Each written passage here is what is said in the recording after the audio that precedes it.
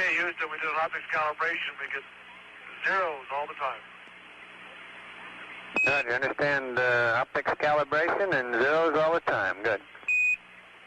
It takes a lot longer to do it, though. I had to go to a star like Sirius to finally see it. Roger, understand.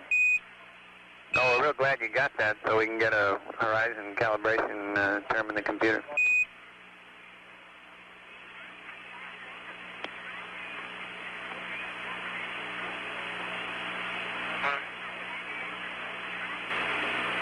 Looks like the number 5 window is starting to fog up, Houston.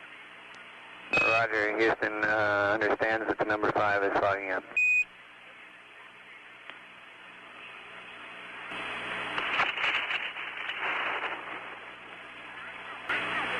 Houston, P23 coming through, Sirius.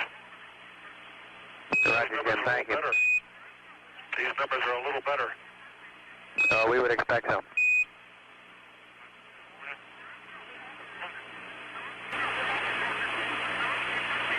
Houston, I ain't reading Apollo 8. Apollo 8, Houston, go ahead. Roger, you been getting the downlink on the P23? That's affirmative. Okay, now how much longer do you want us to hold off going to PTC?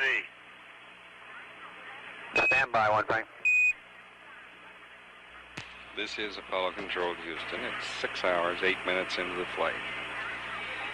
We pretty well settled here in the control center on the first mid-course correction, which is presently planned as an SPS burn.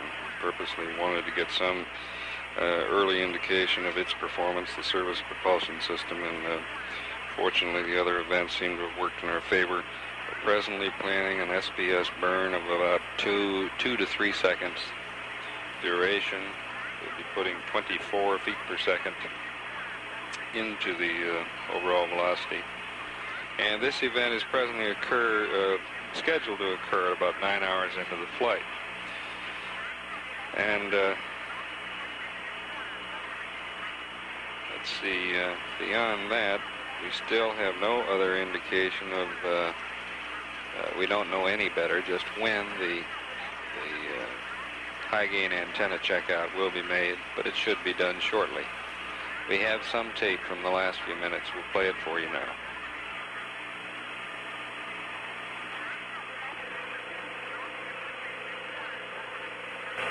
Houston, Apollo 8. Apollo 8, Houston.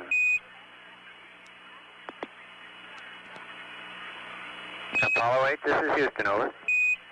Roger, are you recording all of the data from 23, or do you want some read down to you?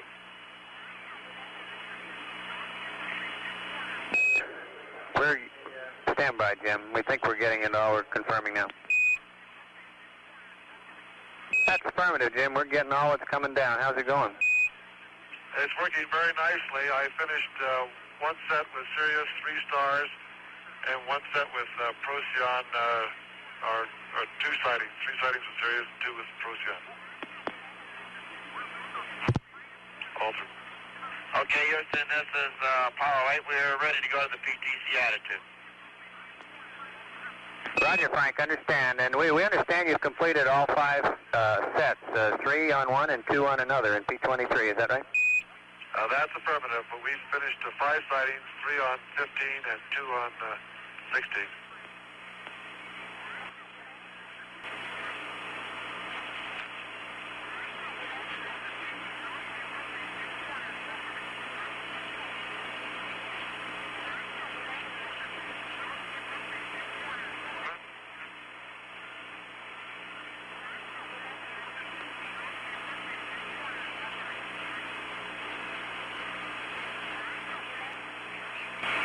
Apollo 8, Houston.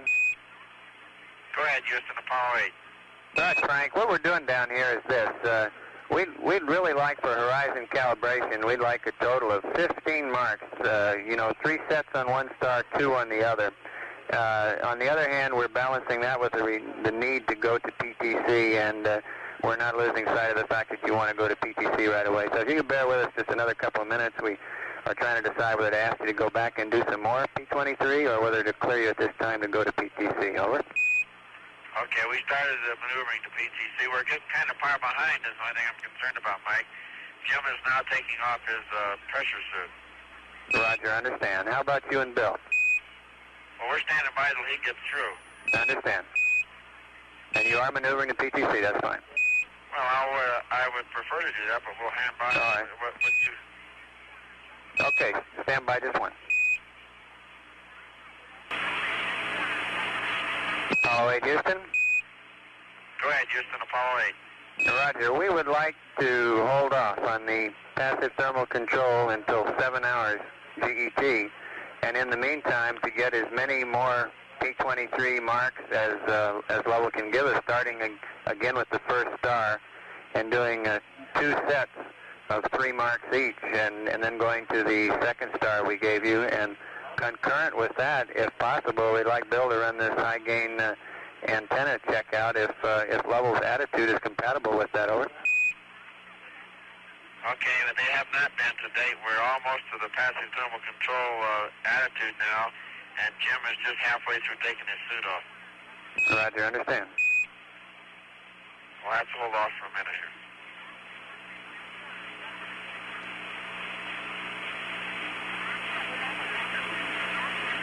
Roger, Frank, and the reason for this, of course, is the horizon calibration requires a number of points to give you good data for the onboard nav coming home. Roger, we understand. We'll be right back with you. Just have to wait a minute here. Roger, thank you. Then failing to separate from the S4 beacon to follow this up there. Understand.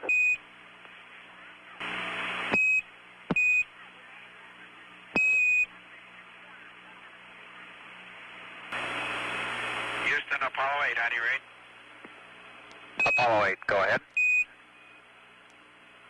Roger, we're standing by. You about ready for the high gain antenna trial? Okay, just a second, we'll check on that. And are you in a position where you can go back to the star sightings? Well, we will be, but we can't until Jim gets ready.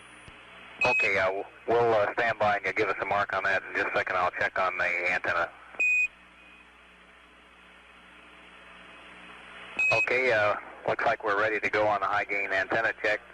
And we can either go with commands called out from the ground, and you can monitor it, or you can be talked through it, whichever you prefer. Well, stand by. I guess we're not quite in the proper attitude yet. Roger. We're slowly getting there.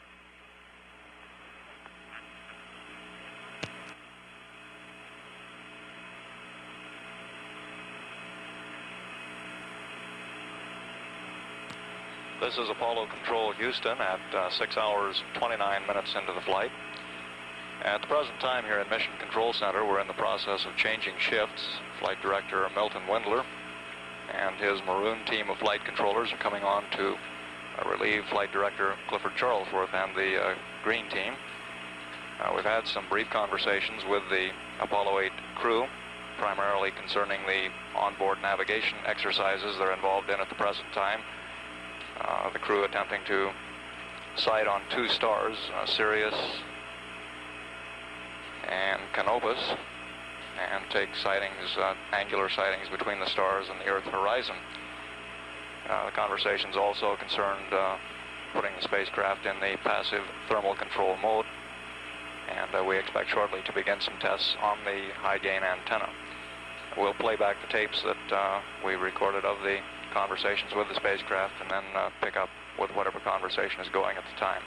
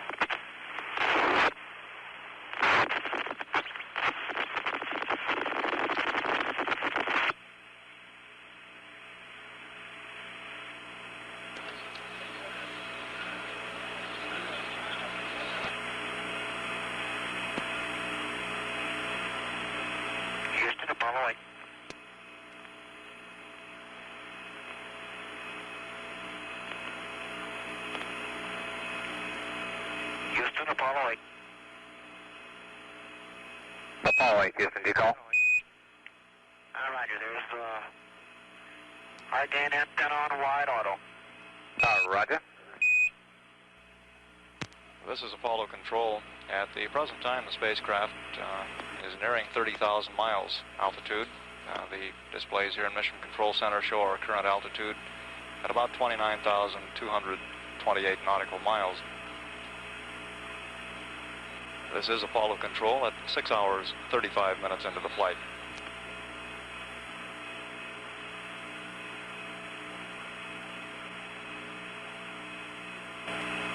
Houston, Apollo 8. Go ahead, Apollo 8. Are you getting the results you want from our high gain antenna?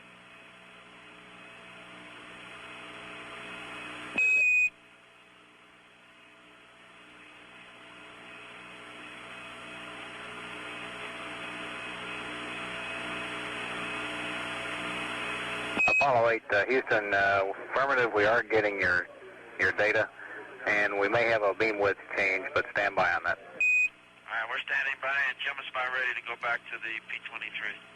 Roger, we have a go until 7 hours on the start of the PTC. Roger, 7.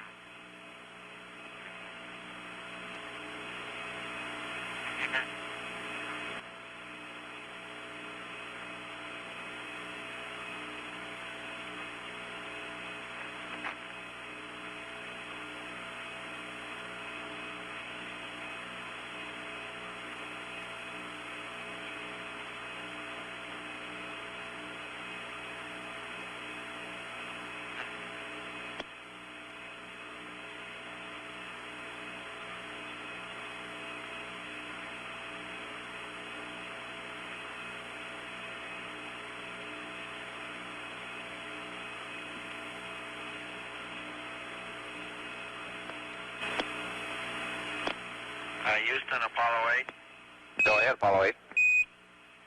We're in a PTC mode now waiting for Jim. And I noticed that out my window now I can see Orion very clearly, even though the sun is bright in the other window. Roger. It almost pained me to say that, but it's true. Right. Speaking of windows, the number 5 window is getting pretty well obscured, and the number 3 window is unusable. Roger, I understand number 3 is unusable and 5 is obscured. Can you make out any definition at all, or do you have a target to look at? Well, I can see the sun. Wait till it comes around the Earth, and I'll give you a better hack on that. Okay.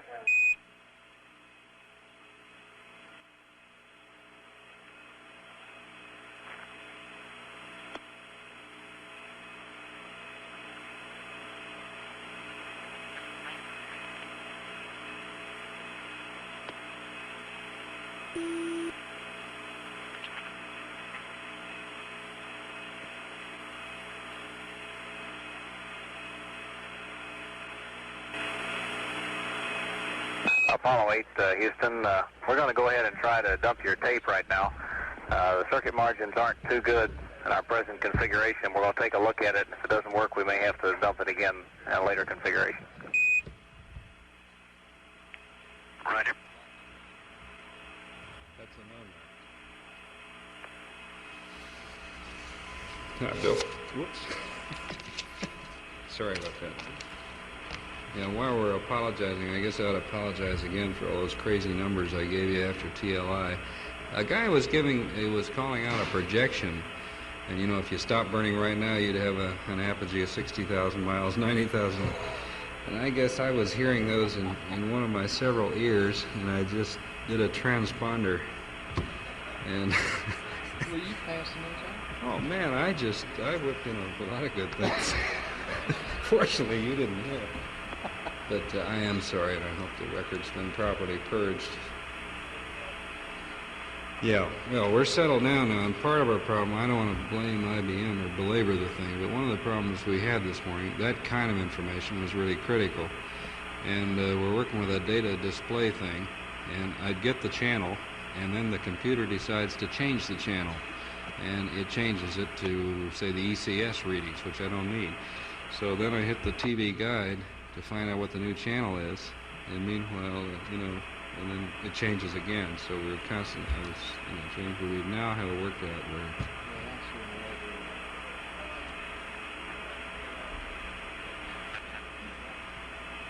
I've been doing it about every announcement. I think we ought to hit it at least a couple times an hour. It's a running thing that the distance from Earth and the receding feet per second. The distance will always be in nautical miles. Velocity always in feet per second. And if there are no further questions, no. Go ahead.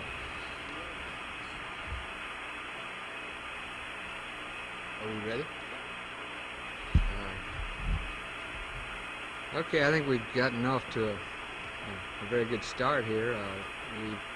We got a little behind in the flight plan, I think, after TLI, but I think that's going to sort itself out shortly. To recap, I don't think the launch phase could have been any prettier. From our point of view, everything looked great. The booster performed its usual fine job and put us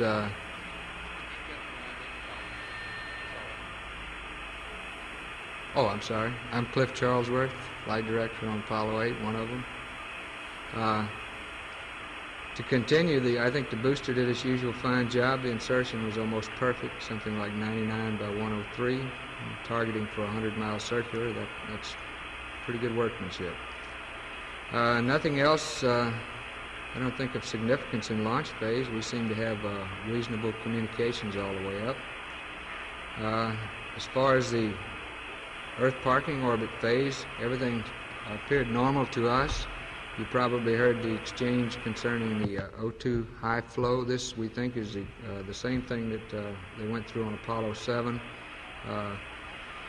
with the dumping through the waste management and so forth. It's going to cause a little O2 high flow, and we expect that to stop somewhere around 8 hours elapsed, plus or minus a little. So we don't see any problem with that, and there's no concern. Coming across the states, we passed up a large number of updates and numbers, and I think you'll hear a good deal of this on the flight. These are the maneuver pad updates that we'll pass periodically. Everything looked good all the way across, and coming up across Carnarvon, we were all satisfied that the booster was in good shape for TLI and the spacecraft. TLI burn itself was again almost a replica of launch phase. In fact, it might even been a little better. All of our data indicated things occurred within 1 or 2 seconds of when we had predicted them to occur. The cutoff itself was very, very good. As I recall, the estimates were, in terms of midcourse, was something like 9-10 feet per second midcourse maneuver required. Now, I'll talk some more about that later. Following TLI cutoff, the booster again properly sequenced through from its IU computer and went to the proper attitude within a few degrees. Everything normal on the booster. Spacecraft following the burn again was all normal, and the separation maneuver was performed on time. They separated, turned around, and did the formation flying for a few minutes, and initiated the 1.5 foot per second separation maneuver approximately on time. Now, this is where we ran into the first little surprise of the day, and I'm sure we'll find some more surprises before we get back. For some reason, and I don't know the answer yet, we'll have to try to piece it back together. We didn't quite get the separation distance we were looking for following that maneuver. This could have been caused by several things. So we started looking toward doing another additional maneuver to get a little more separation distance from the booster prior to its dump of the remaining propellants. We did this maneuver about 8 feet per second with the RCS. We then were getting an opening between the two vehicles. The dump occurred on time from the booster. All that appeared to be normal. From that point on, we went into the remainder of the flight plan, and this negotiating back and forth, trying Okay, to Apollo 8, sort out I'd like to exactly where the fill you booster in on was things relative we're thinking to about doing spacecraft. for the next couple of hours. First Got chance us to a get little there. behind in the timeline, and say again, I think we'll be catching Okay, up to that pretty shortly. In and be back on relationship to the schedule. midcourse correction, That's really about we'd all like I to have. The put that one spacecraft off looks until good, about and all 11 systems, hours. all It'll be areas look good approximately in the a spacecraft. 25 The booster foot is per second essentially burn. through The reason with this we're mission, delaying and it's the done burn a time magnificent is job. to allow for better tracking as a We result will of the try to 7.5 foot per track the second you booster and put in have been on the tracking separation. it. We Why will we'd try like to get a take vector a little more time and to look at the tracking data. possibly in a And few the hours be able to determine dispersions in your something in correction terms of aren't what its going to be trajectory growing will very end fast up here. being. What we'll do then is to delete the I guess mass that's about sightings it. I think it's that been occur a about real 9 fine plus day 10 so in the flight far. plan. Seems like a long And one this to will me. be getting us back And I think onto we're off the to a normal good flight start. plan sequence. Mike, you got anything to add? So we'll go ahead and finish the P23 and the 7-hour limit on that P23 is due to the range more words about the midcourse. limits on this test. Over. We were scurrying around It's due to the with what, the you second say? separation The maneuver, 7 hours on and the we finally determined to burn P23 problem 8 feet per is due second. to the fact we want to get these we were sightings looking in at at a certain range. Over.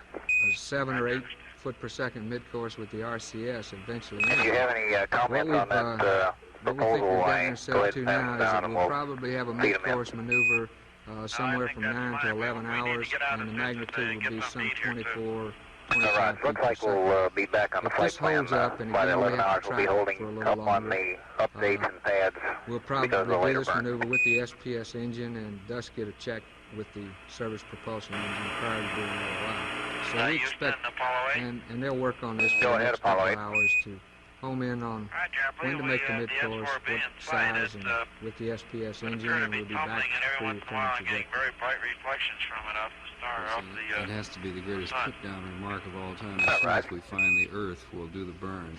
I just love that. Smug. you know. Houston, Apollo 8, are you Okay, getting the data any from questions? the Henry? P23 now? Wait for Mike, will you? Stand by one. That's How perfect, does the Apollo 8. astronaut Okay. about these early suggestions to do 3 foot per second at the Earth? Well, his problem was that he wanted to keep the booster in view when he did the maneuver, and I'll admit it got a little confusing. We were trying to figure out the best way to do that in terms of gimbal angles and attitude and so forth, and so it took a while to sort that out. But that was his concern, was that he wanted to keep the booster in view when he did the maneuver. Now we finally elected to increase the magnitude of the maneuver because we used some time there sorting this out, and so we increased the magnitude to be sure we'd get some separation distance with the time we had remaining. Follow that up. In which direction did you finally point the spacecraft and administer the extra impulse? Well, the velocity was in the radial direction, which is like so, away from the Earth.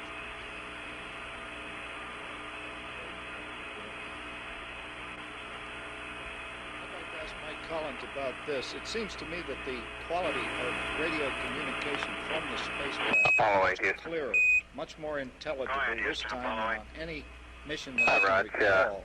we're And I'm wondering copying if your you can P23 explain progress, this. I think and, it's not something that I FAO noted advises alone. that, Everybody's been commenting. Looks like you're finishing your first star, and we'll need No, one I more think it's set just on like the all second other star. phases of space And program. this 7-hour cutoff bugs isn't that that we've had are firm, getting so we'd like ironed for you out, to go ahead we're and hitting the complete point the now second where star we if can you can. expect very good communications, other than And, perhaps a very brief period during the boost Okay, phase real when the fine. spacecraft is And going we've through got the high about time subsonic for a and high Q cryo fan region. cycle.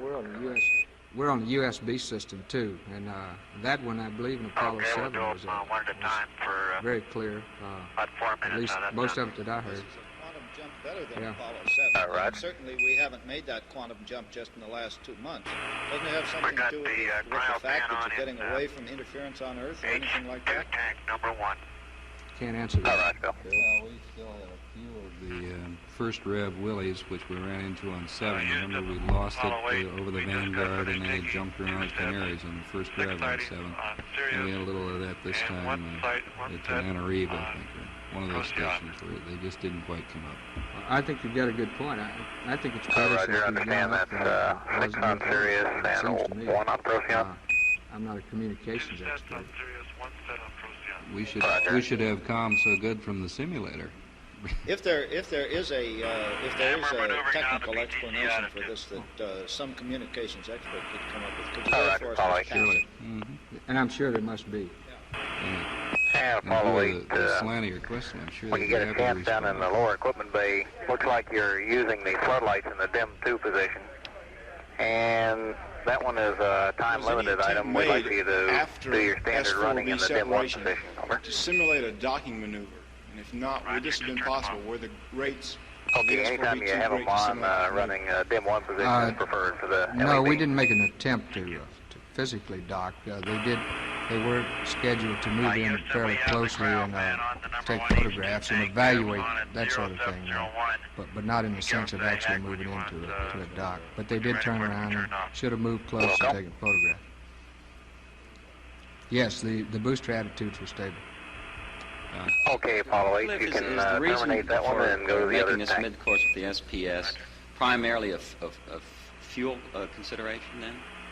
Well, there's a crossover point depending on the weight of the spacecraft that you would choose to go either RCS or SPS. Now, if you're over something around 12 feet a second or so, we would prefer to go SPS. And additionally, this gives us a test of the SPS engine.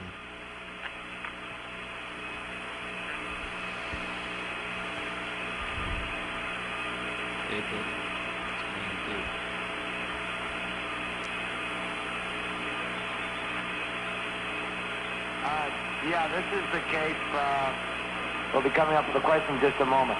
You'll have to come up here for questions, sorry. George Alexander, Newsweek. For Mike Collins. Mike, could you tell us how you felt, since you were once a member of the crew, how you felt when you gave the Apollo 8 crew the go for TLI? Houston, Apollo 8. Go ahead. Are you having any problem on the ground with your comms? Negative, you're coming in loud and clear. Oh, it was a great feeling. I never had any doubt that we'd be able to give them a go for TLI, and of course, I think we were excited on the ground about it very much. So I'm sure they were on board the spacecraft, although they came back rather matter-of-factly. I think, as you know, that tends to be the case in these flights when there are a long sequence of fast-paced events laid together. The crew is always looking toward the future, and I'm sure right after the TLI burn, although they were very impressed by the fact they were on their way, their attention was devoted forward in the flight plan to the next tasks coming up for them. Mike, what I meant was your own feelings about not being with them at that point. Well, I think I was in the second best place to be, I'll put it that way. Second best place to be. I'll put it in second best place. Yeah, that's good. You got a question? No, Jack. Jack Jones, State News. Why is the midcourse going to be considerably more than they said at the post-launch? What's the meaning for this? Okay. You mean the post-launch when we were indicating something like 7 or 8, 9 feet per second? If that's the question, we did the extra separation maneuver from the booster to get distance prior to the dumping. This energy added to the orbit has caused the midcourse to increase to somewhere around 24, 25 feet per second. F. Clark, Newsweek. I want to be clear whether the SPS, whether the burn that you made to separate, second burn, was made with the RCS. Yes, it was made with the RCS. The midcourse burn as a test of the SPS, is that correct? Well, we'll combine things. We'll need to make the midcourse, and we'll use the SPS, so this will give us a good test of it prior to getting to the moon. Downey, you're doing a very good job, Mr. Haney. No further questions from here. Thank you, Mr. King. It was right on time. Walter, do you have your hand up? I see. Well, if you understand it, then... Sir?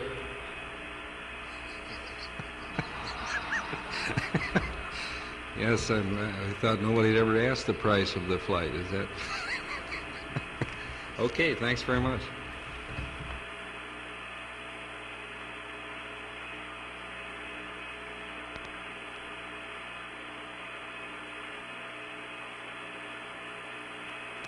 This is Apollo Control Houston at 7 hours 11 minutes now into the flight. During the change of shift press conference, we had a very quiet period, a relatively quiet period here in Mission Control Center. Astronaut Tom Mattingly now acting as capsule communicator, and we had some communications with the Apollo 8 crew, primarily concerning some minor modifications to their flight plan to get them back on the flight plan. Frank Borman also reported that the S-4B appeared to be tumbling. That observation was confirmed from the ground. And we appear to be getting good data from the high-gain antenna. At least preliminary indications are that it is working as planned. The crew is scheduled to come up shortly on an eat period. They'll be getting their first meal of the mission in space. And they also, prior to that time, plan to get completely out of their suits. We have some tape of the conversation. We'll play that back for you now.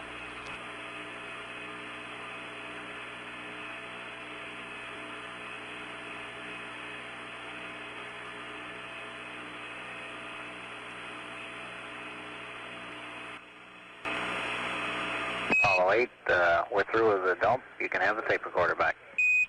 Roger, thank you. Apollo 8, Houston. We're ready to go to the second O2 tank.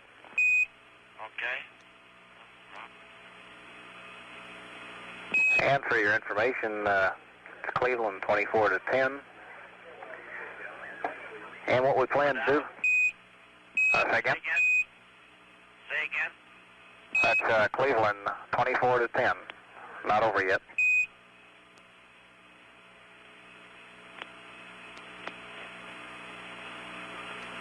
Thank you.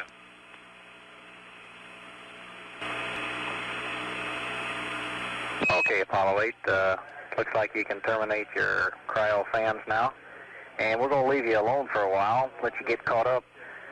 Things we have on board, the high-gain antenna check, the comm mode check that you have listed at 7 hours, we'll put off and do whenever you're ready for it. So that's at your convenience. During the high-gain dump that we performed using the wideband, we were still getting real good data at 36K, which is a little bit further than circuit margins that were predicted for you. And we've got our SPS burn coming up somewhere around 11 hours, and we'll give you more information on that later. Roger. We're doing the program 21 now, determining ground track for LOI that we did not make at 5 hours. All right, thank you.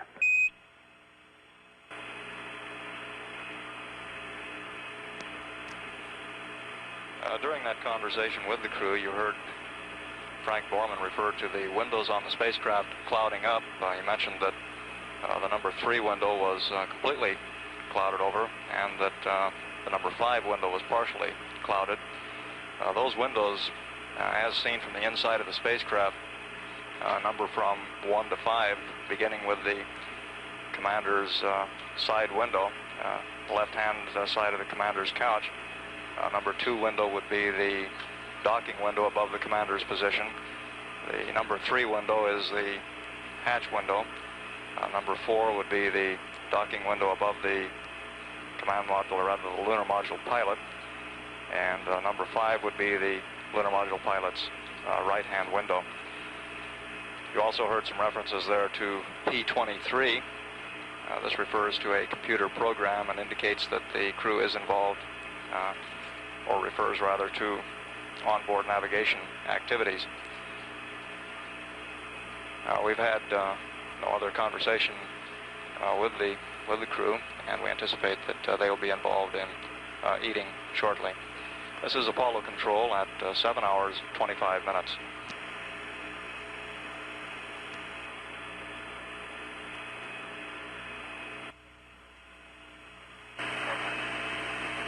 Houston, Apollo 8. Go ahead, Apollo 8. Okay, we just broke lock on S-band high gain. We're on Omni B now. Roger, Omni B.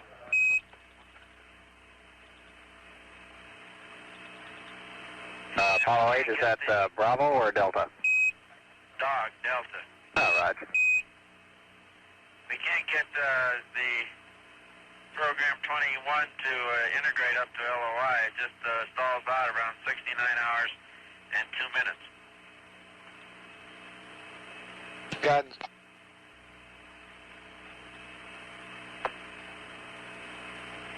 Roger, they're watching.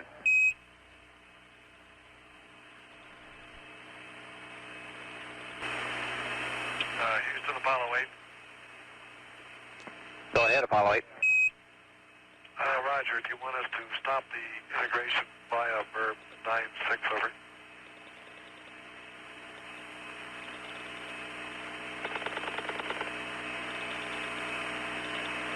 That's affirmative, verb 96. Roger, will do.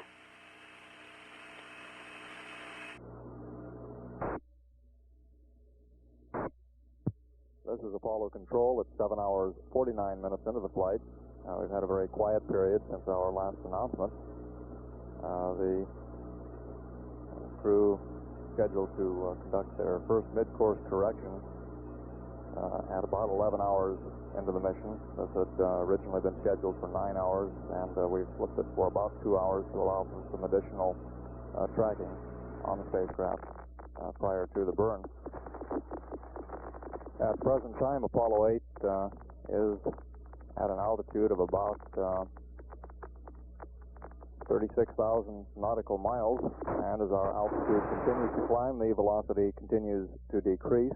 The speed at the present time is about 10,000 feet per second. That would translate to about 6,800 miles per hour. This is Apollo Control at 7 hours 50 minutes.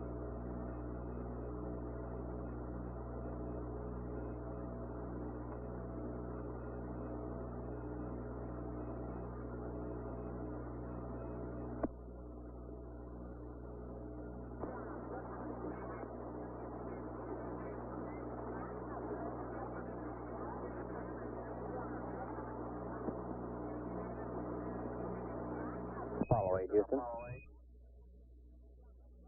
Go ahead, Apollo 8. Roger, do you want us to hold off on this P52 realignment also? Yeah, that's affirmative, Capcom. We want to do that a couple of hours when it's related to the maneuver, mid-course. Now, that's affirmative, Apollo 8. That's tied to the maneuver, and we'll hold off and do that all in a normal pre-maneuver sequence. And we've got a score here in the fourth quarter, 31-13. And I've got some words on your P21 discrepancy anytime you're interested. And I'd like to confirm. Okay, before I get off on that one, I'd like to confirm that you use the verb 37 procedure to go to poo. Roger. Okay, on P21, the thinking runs that you had a slight error in your state vector at the time you started, and when that was integrated out, it intercepted the lunar surface where it locked up, and this is contained in a fairly recent program note. Okay. Now we've closed the waste vent, so we should see this O2 come down now. Okay, I understand you closed the waste vent, and how about the lithium change? Have you done that one? Roger, that's done. Okay, thank you.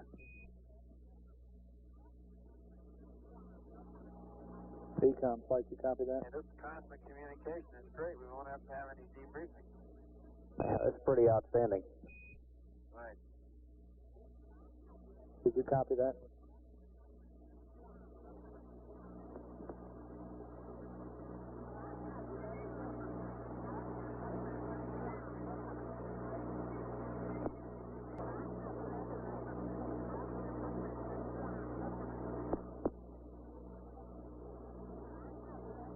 This is Apollo Control at 8 hours 1 minute into flight.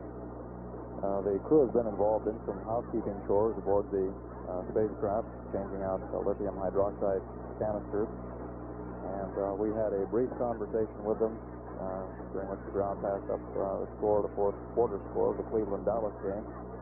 And we'll play back that conversation for you now and then stand by for any further comments from the spacecraft.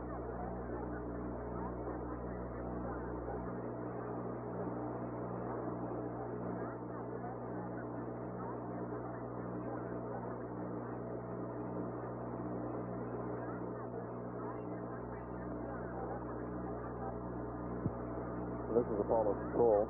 At the present time, the spacecraft altitude is 37,749 nautical miles, and our velocity now down to 9,800 feet per second. We don't hear any more conversation from the crew at this point.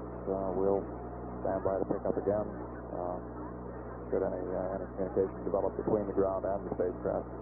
This is Apollo Control at 8 hours 4 minutes.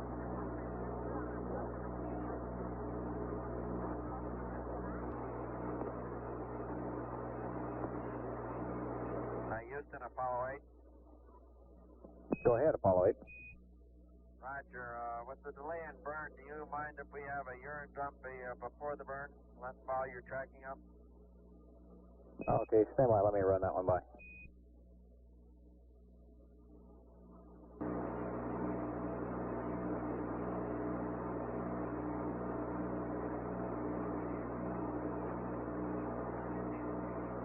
Apollo 8, Houston. We don't have any objections to going ahead with the urine dump now. And for your information, the wastewater dump, our schedule, we plan to put it off till about 11:30. And this will get you up to approximately 90% in your waste tank, which is a little higher than normal, but we wanted to put this off until after the burn was completed. And some of the other things that we've got coming up, about 9 hours, you have oxygen fuel cell purge. And we already mentioned the deletion of the star landmark sightings. From 10 to 11, we have put aside for the burn preparation. And a final score is 31 to 20. Cleveland over Dallas, huh? How about that?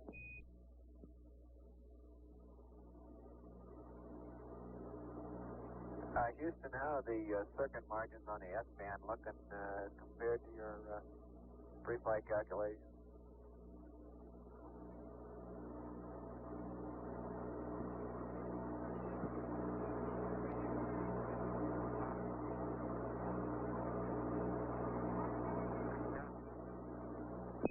Okay, Apollo 8, it's a little bit early to give you any real numbers on your comm performance. Looks like it's working as good as predicted, and everything else seems to be doing better. So this may be doing better, too, after we've done our next comm checks, and some of these other things will have a better hack on it, can give you a quantitative answer to your question. Roger.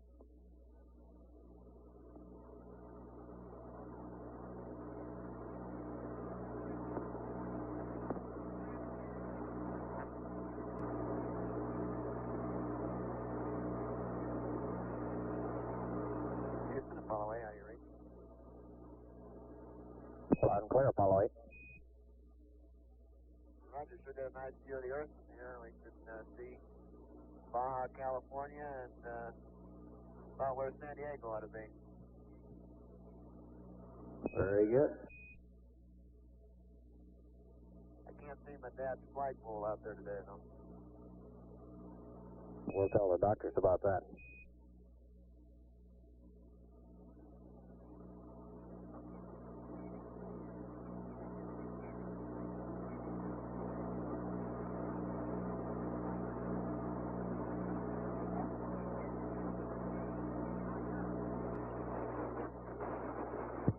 This is Apollo Control at 8 hours 30 minutes into the mission.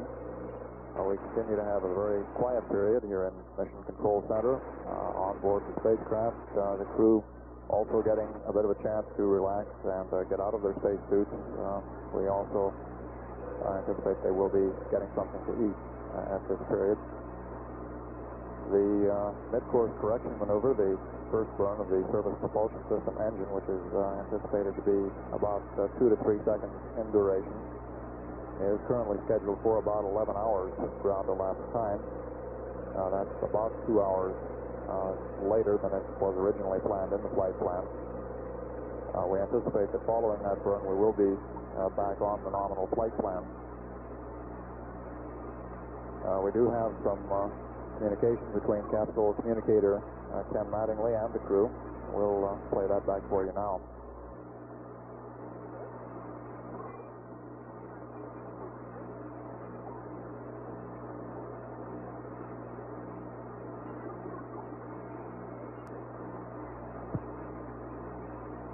And that is the extent of that bit of communication with the crew.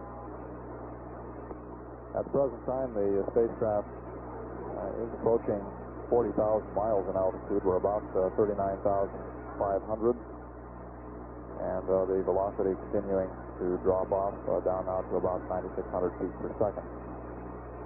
At 8 hours 35 minutes into the mission, this is Apollo Control.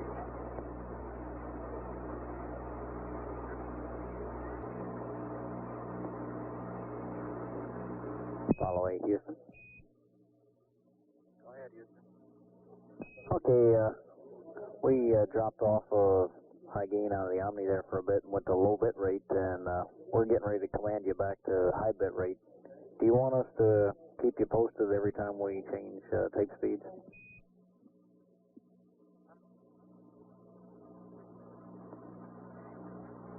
We're not recording now anyway, Houston. All right, I understand, but when we go to high bit rate, do you want to be kept informed every time we transfer? We hadn't planned on it.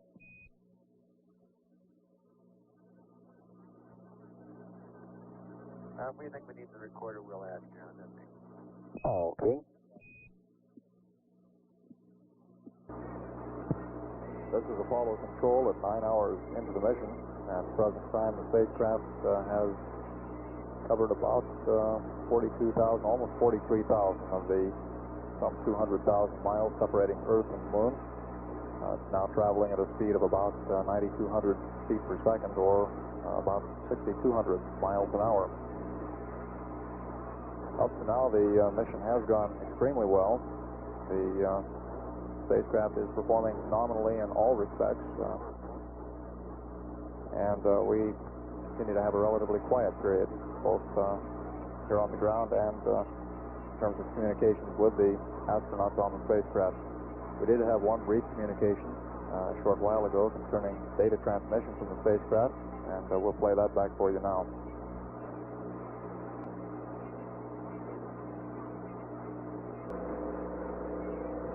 That appears to be about all the conversation on that tape. At the present time, the flight plan, the updated flight plan, shows the crew in a heat period interspersed with that activity for Bill Anders. He will also be doing some checks on the monitoring equipment on board the spacecraft to observe the surface propulsion system mid-course correction burn.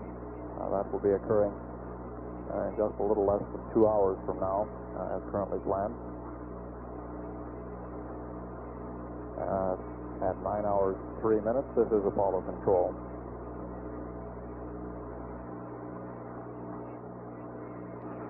Houston, Apollo 8. Go ahead. Roger, how does your tracking look on it? Auto flight.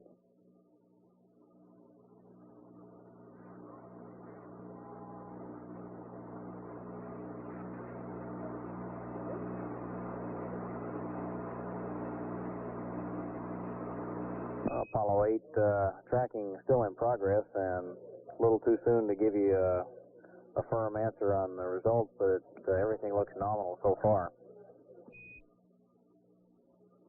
Is it working okay? Seems to be.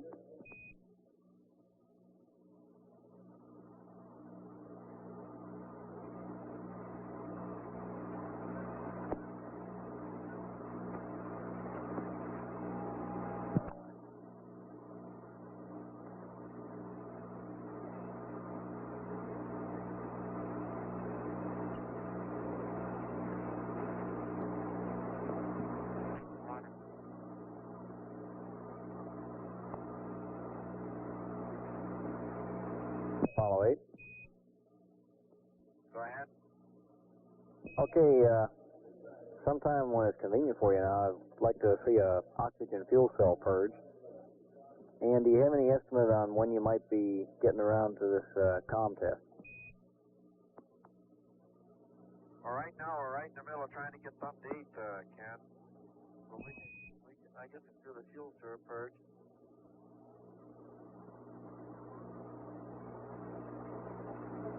Okay, Apollo 8, there's no rush. Just didn't know what you were doing at the time, and give us a call when you have a free moment and we'll pick up.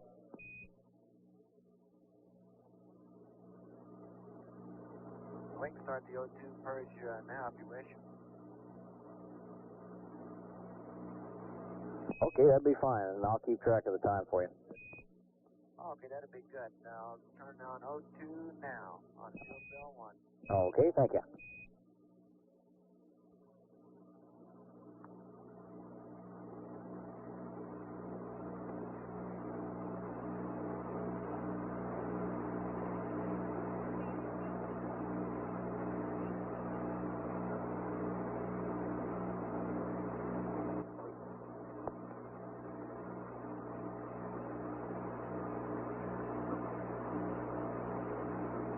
Apollo 8, Houston, that's about 2 minutes on your first fuel cell. Roger, it's up, and number 2's going now. Roger.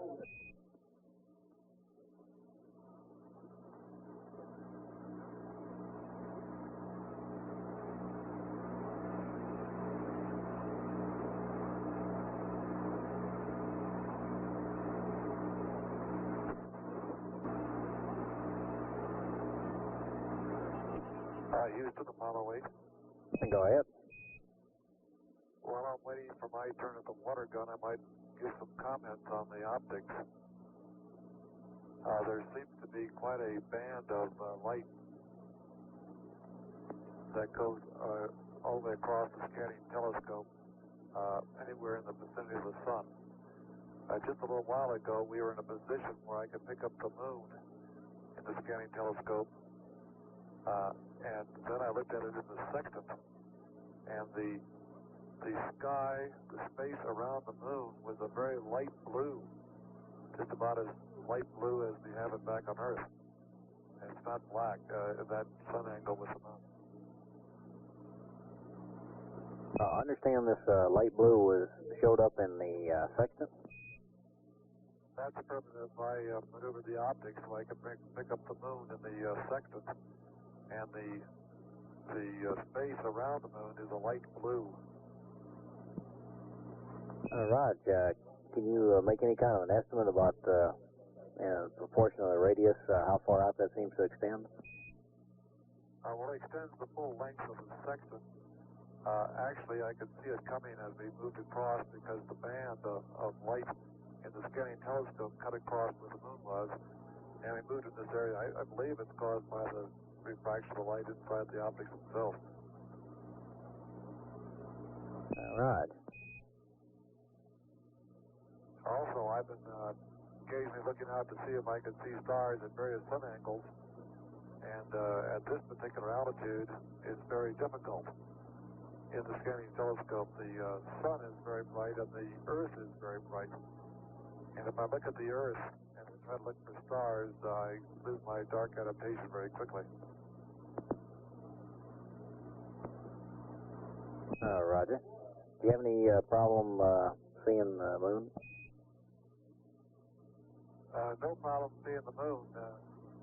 When I looked at the star landmark line of sight, it's a very thin crescent, but it was very visible. All right. Does the area illuminated in Earthshine show up? Not at this altitude, and that's strange. I thought I could see that. At this altitude, the refraction of the light in the objects themselves due to the reflection of the sunlight, I suspect, or Earth light, completely blanked out the dark side of the moon at this altitude. How about that? Maybe we have an atmosphere around the moon.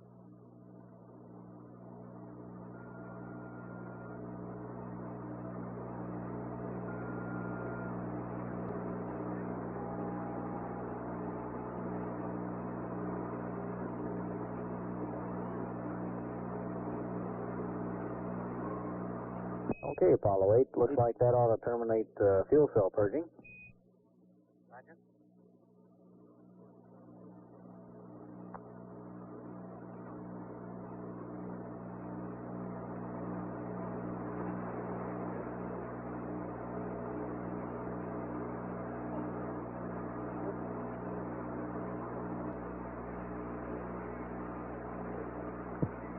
This is Apollo Control at 9 hours 24 minutes. The spacecraft at this time is about 45,000 nautical miles from Earth. The velocity currently about 8,900 feet per second. We just had a rather brief communication with the spacecraft.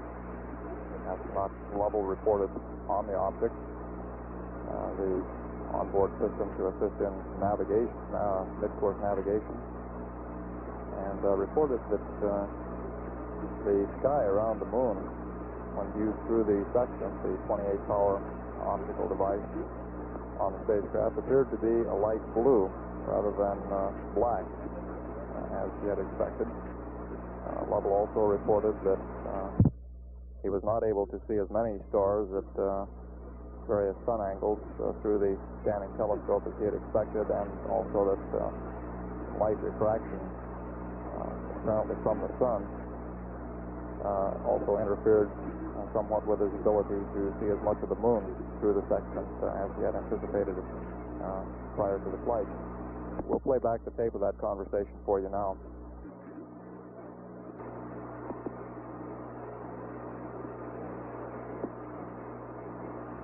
This is Mission Control Houston.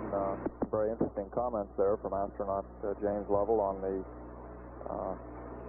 optical system for the guidance and navigation system aboard the spacecraft. The assessment here in Mission Control Center is that there is no problem associated with the minor anomalies that Lovell mentioned, and this, of course, is verified by the fact that the crew has been able to use the optics aboard the spacecraft to do the sightings that have been required. At 9 hours 32 minutes into the mission, the Apollo 8 spacecraft is now some 45,686 nautical miles in altitude. The vehicle has a total weight of 63,295 pounds. And we would expect that to remain quite constant until the first significant use of the service propulsion, the first burn of the service propulsion system. At 9 hours 32 minutes 38 seconds, this is Apollo Control.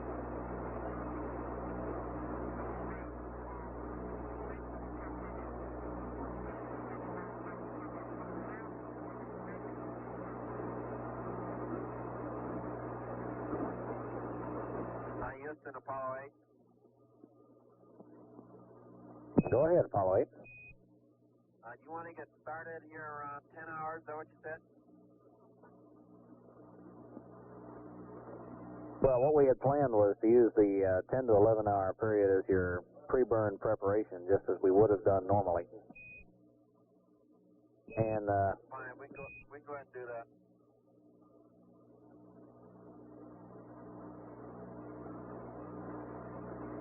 And if you can work in this comm check before that, it would be desirable, but that's not a constraint. What do you want in the way of a comm check, Jerry? Okay, well, what do you want? What we've got here are a couple of DTO comm checks. We'll be switching around to 5 different modes, and only one of them will interrupt your activities. And in that case, we'll be switching to the uplink backup voice. And that's the one time when you might lose temporary uplink voice comm. You'll have downlink voice comm throughout the entire procedure, and it ought to take you, I guess, 10 to 15 minutes max. The only requirement being that we should stay on a high gain antenna. Why don't we go ahead and start now then? Okay, that sounds pretty good.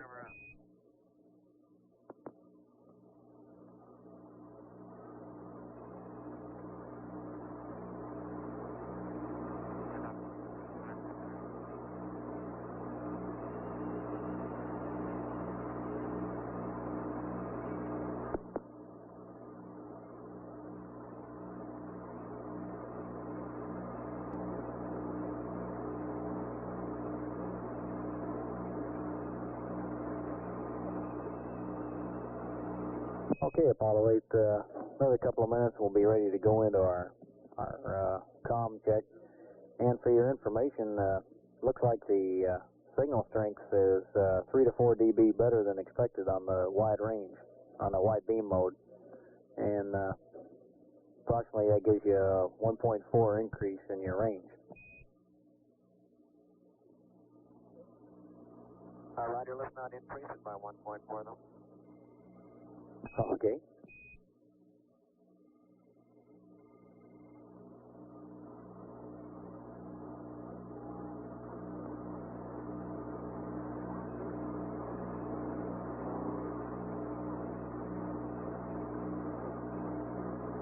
Something else you might take a look at as you go through the PTC.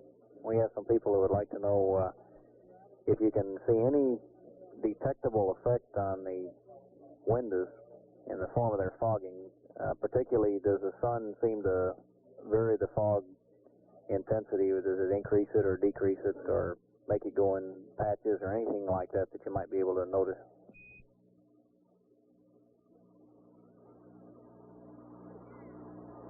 The sun doesn't seem to change it much. However, the different incidence of the sun's rays magnify the fogging,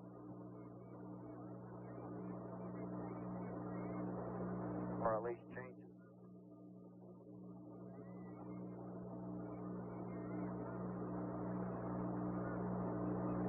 Okay, Apollo 8, I'm sorry, would you say again, please?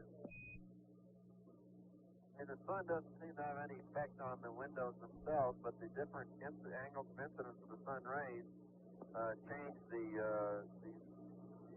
relative amount of obscuration caused by the fogging. Okay.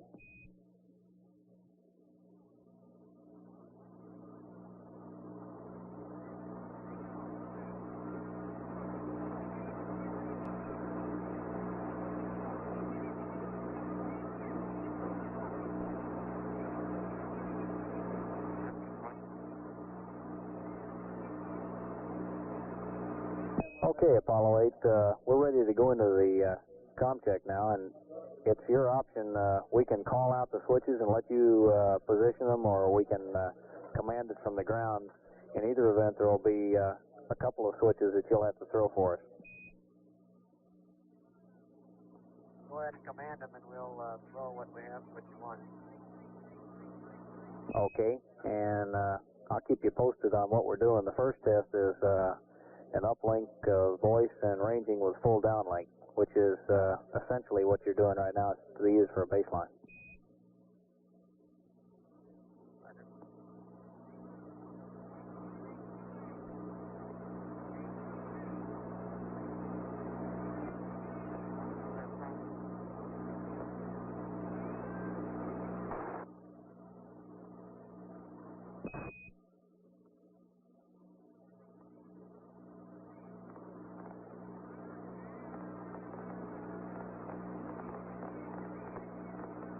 Okay, we're starting on test number 1, and if you would verify that the S-band normal mode switch is in voice.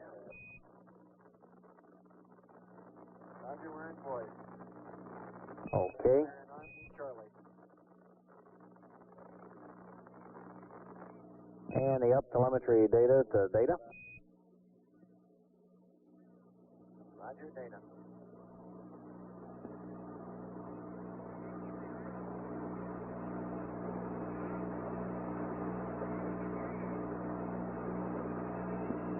Okay, and up telemetry command to normal.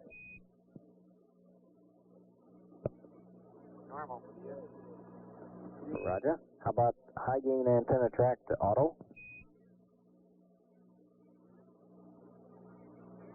We're on Omni D now. We gotta wait till we get around the other way. Okay, what's your estimate?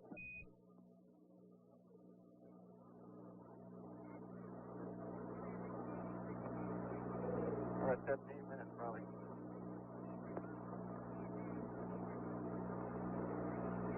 Oh, okay.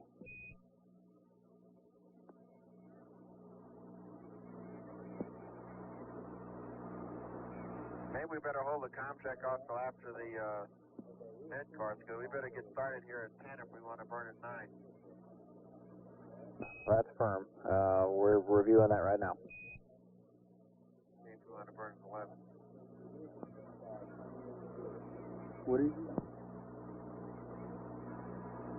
Okay, Apollo 8, we're going to postpone the contest until after the burn. Thank you.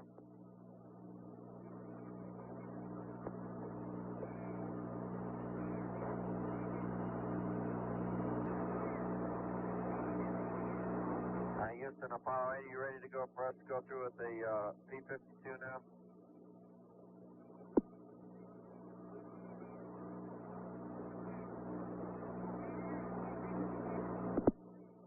That's negative, Apollo 8. We'd like to update things first, and we're going to give you a lem state vector and then an external delta V. Roger. And with poo and accept, well, we'll go ahead and work on that. Roger.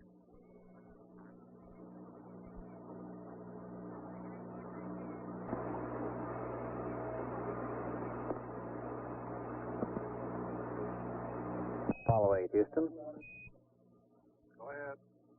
Okay, we've got your pads we're ready to read up to you, and we're standing by to uplink your state vector and external delta V whenever you're ready to give us accept.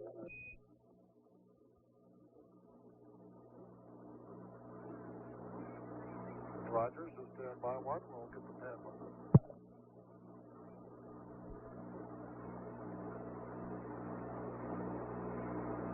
And we'll put it in TM and accept now.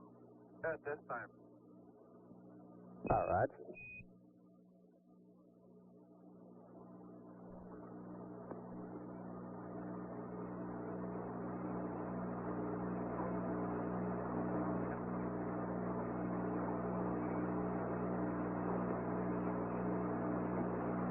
We're ready to copy the pad.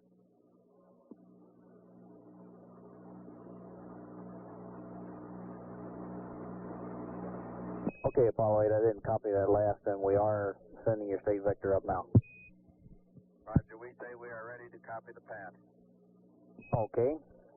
The first pad will be a maneuver pad, or MCC1.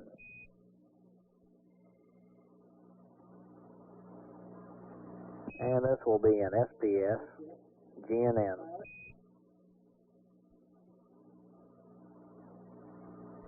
Beginning with a weight 632, 905.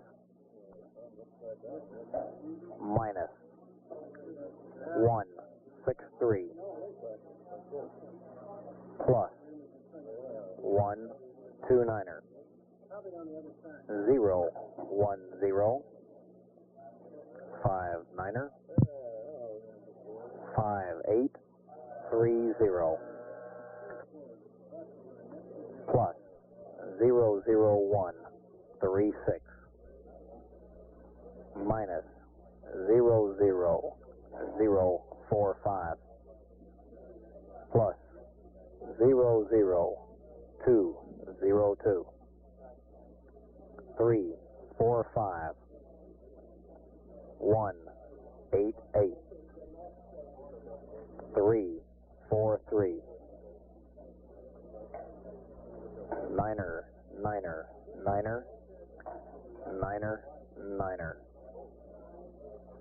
plus 01685 00248. This is Apollo Control at 10 hours into the mission. At the present time, activity here in Mission Control is beginning to pick up as we prepare for the first operation of the spacecraft service propulsion system engine. And matching that activity here on the ground is also heightened activity in the spacecraft. At the present time, the crew is involved in making preparations for that burn, scheduled to be a 2.4-second burn of the service propulsion system engine. That will occur November Alpha for the just remainder about of that an hour column. from now, scheduled to occur at 11 hours ground elapsed time. 068 during the next hour, 0 the crew will be 9, involved in 7, aligning the 3, platform on the 5, spacecraft. 6. This is the stable reference in the guidance and NOLX navigation start. system which the spacecraft GNN system uses to tell it what attitude it is in. Also provides that information to the crew. At the present time, we're reading up from the ground the burn information, which the crew will insert into the computer, such things as the length of the burn and the time of ignition.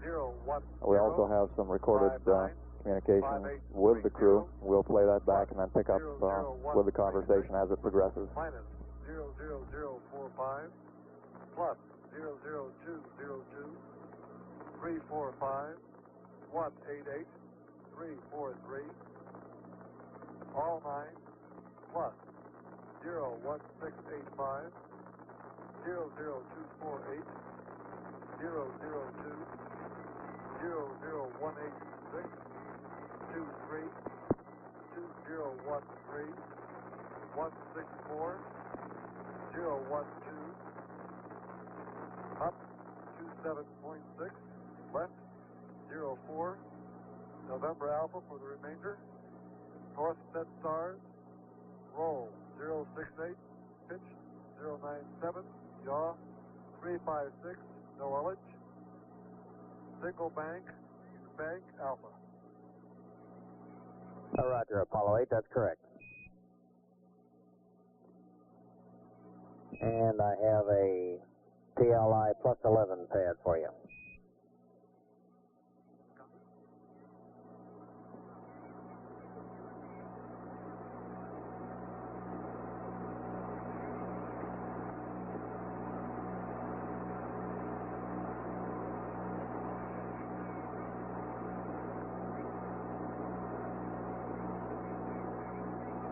Roger, go ahead.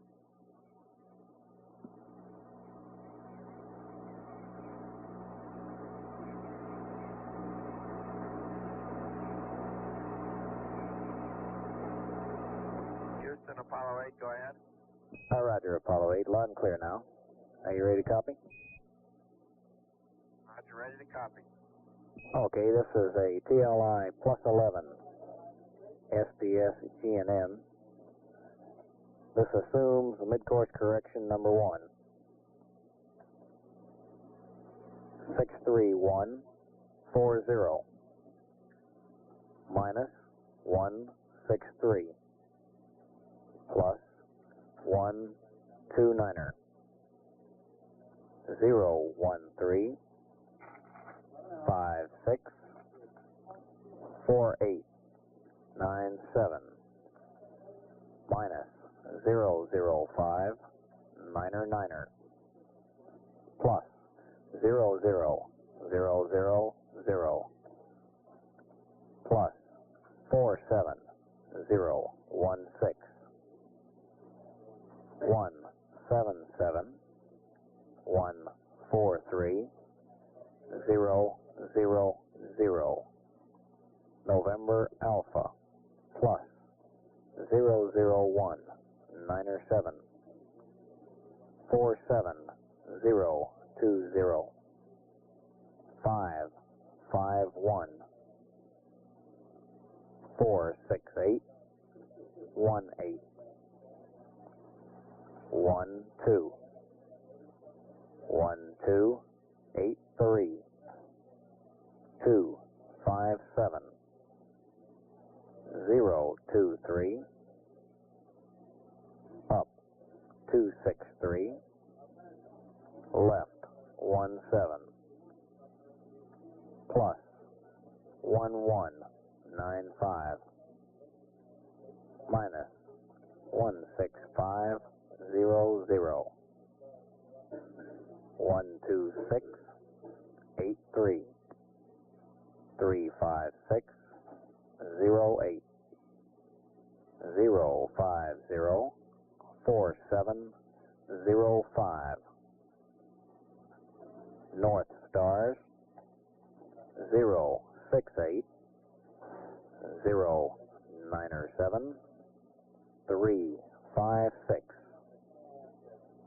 no ullage. For the fast return, P37 Delta V 7900 for the Indian Ocean. High-speed procedure not required for the EMS. This assumes mid-course correction 1, over.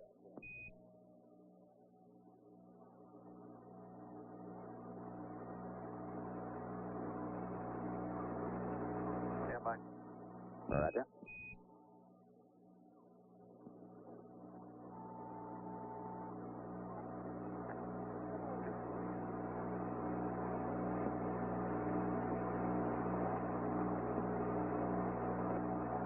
Houston, Apollo 8 for the readback. You ready?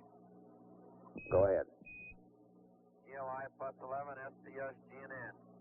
63140. Minus 163. Plus 129.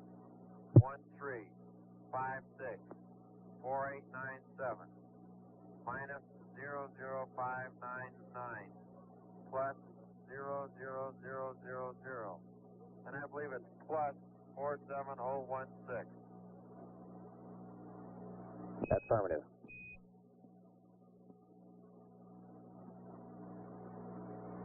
One 143 000 NA plus 00197 47020 551 46818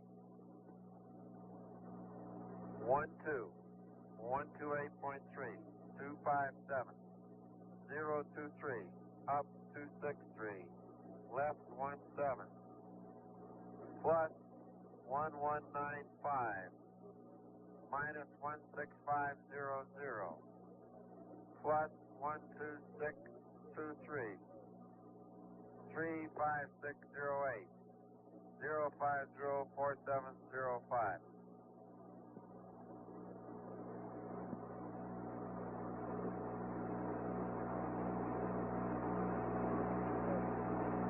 The north set, roll 68, pitch 97, yaw 356. No ullage. P27, high speed 7900. Indian Ocean. And high speed procedures for the EMS are not required. Assumed MCC1. Roger, Apollo 8. Two corrections on GETI. The hours 013. Range to go EMS. 013. All right, copy that. And range to go on EMS 12683, over. 12683. That's correct. And Houston, this is Apollo 8. Be advised, we doubt if it'd be possible to use these stars to get a backup alignment. We haven't been able to see any stars through the scanning telescope yet. Roger.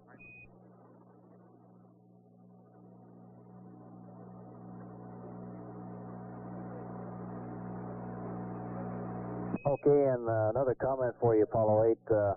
Likely to use verb 37 to select POO, and then wait for your computer activity light to go off prior to unzap of the LEM nav to CSM slots. Right, you ready for us to do that now? That's firm.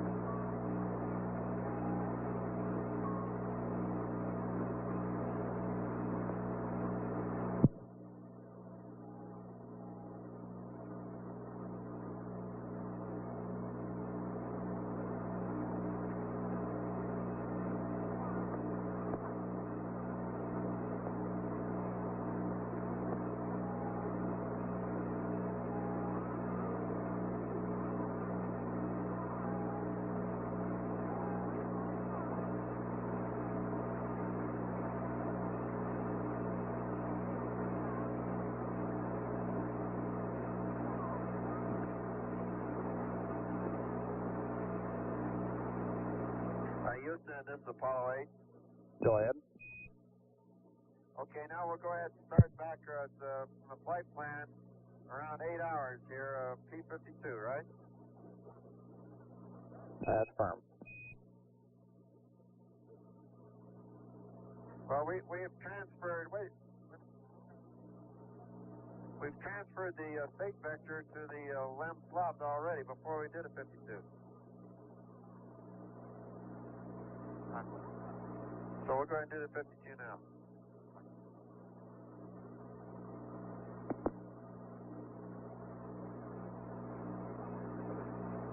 Okay, Apollo 8, that's good procedure, and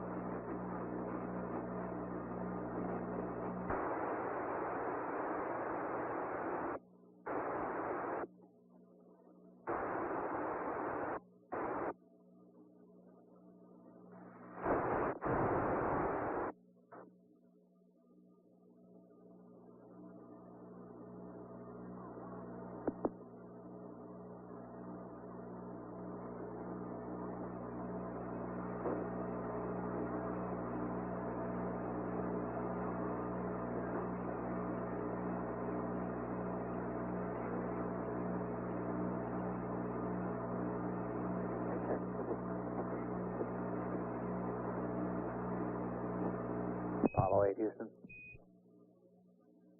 Go ahead, Houston. Hi, Raj. Would you check your up-telemetry switch to block, please?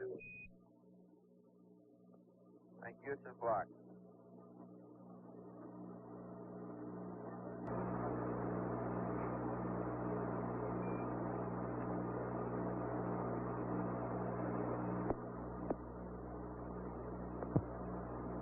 This is Apollo Control. During that lengthy string of numbers that was read up to the crew from the ground, included in that information was the data that they would need to return to Earth, should that be necessary at a point following the mid-course correction, and assuming that they were unable to communicate with the ground. This type of information is passed up routinely to the crew during the course of the mission at specified intervals, and is kept by the crew for use should it become necessary because of some contingency to return to Earth. At the present time, the mission is proceeding nominally. All the spacecraft systems are functioning very well, and we have no problems to speak of at the present time. The crew is very heavily involved at this time in preparing for that mid-course correction. The first use of the service propulsion system engine is scheduled to occur at 11 hours ground elapsed time, or about 33 minutes from now. That burn is planned as a 2.5-second burn, a very short ignition of the 20,500-pound thrust SDS engine. It will give them a velocity change of about 24 or 25 feet per second. At this time, Apollo 8 is about 50,000 nautical miles from Earth. They're traveling at a speed of about 8,500 feet per second, or around 5,700 miles per hour. We'll stand by to pick up any conversations that develop with the crew prior to this mid-course correction. At 10 hours 27 minutes, this is Apollo Control.